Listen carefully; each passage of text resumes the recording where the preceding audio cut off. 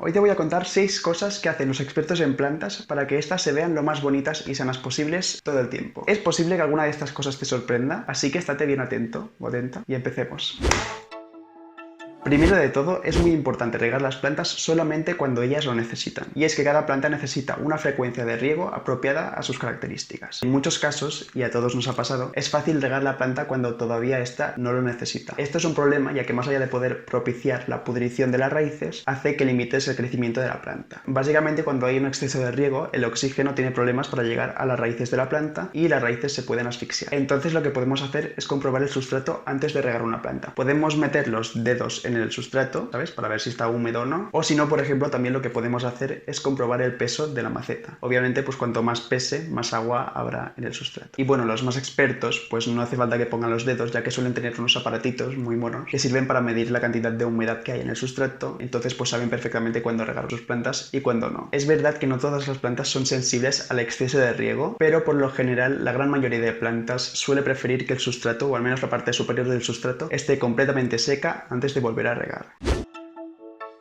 Otra cosa que hacen los expertos y que también deberíamos hacer es podar nuestras plantas cada cierto tiempo, ya que así propiciamos la aparición de nuevos tallos con más fuerza. Y es que en muchos casos, si dejamos a las plantas crecer sin ningún tipo de control, las nuevas hojitas que van apareciendo pues van saliendo cada vez con menos fuerza. Y esto también puede hacer que la planta sea más susceptible a poder ser atacada por alguna plaga. Por eso es tan importante podar cada cierto tiempo, así como también pues intentar sacar las hojas que están dañadas para también limitar la aparición de hongos o de alguna otra plaga. Además, en muchos casos, lo mejor de todo es que al podar, si el tallo está sano, pues podemos aprovechar también para propagar la planta, que es fantástico, e incluso en plantitas como por ejemplo un ficus o un potus o una monstera que solamente tengan un tallo, pues al podar, al cortar este tallo, lo que estamos haciendo también es obligar a la planta a crear nuevas ramificaciones y por lo tanto pues también ayudamos a que ésta se vea como más llena y más saludable.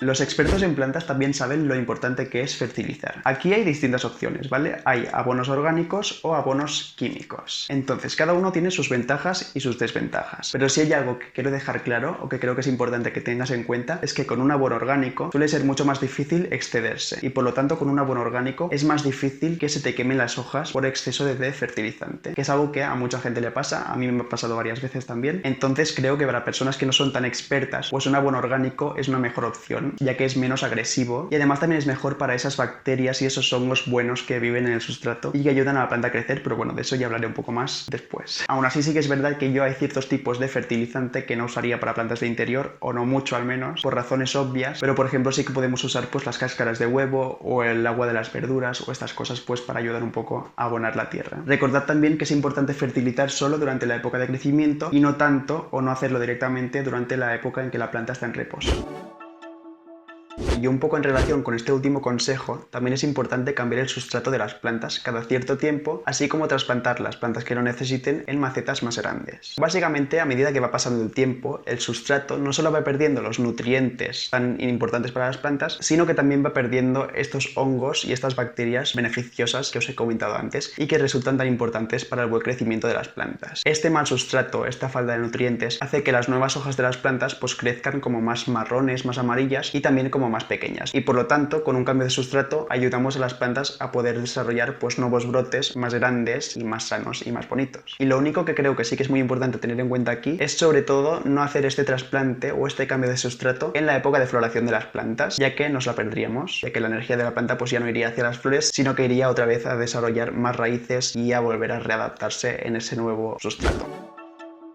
Otra cosa que es súper importante tener en cuenta a la hora de cuidar a nuestras plantas, y que los expertos lo saben, es vigilar mucho con las plagas. Entonces no me estoy refiriendo solo a vigilar las plagas con las plantas que ya tenemos, sino también a vigilar las plagas en plantas que estamos a punto de comprar. Y es que hay ciertas plagas, ciertos insectillos pequeños, como la cochinilla algodonosa o el pulgón o la araña roja, que es muy fácil que pasen desapercibidos. Entonces yo te recomendaría mucho de fijarte bien en las hojas, ¿no? Si ves que hay alguna mancha sospechosa o alguna secreción extraña por ahí, pues fíjate bien de que no haya alguna plaga por ahí escondida. Esto te puede salvar de muchos dolores de cabeza, ya que normalmente cuando entra una nueva plaga en casa se suele escampar por muchas plantas y en algunos casos si no pones ningún tipo de control o de barrera a tiempo con esa plaga, pues las plantas se pueden morir. Eso es terrible. Entonces pues eso, vigila muy bien las plagas y a la que veas una pues intenta informarte y hacer todo lo posible para limitarla, para que no se escampe más con las demás plantas y para matarla.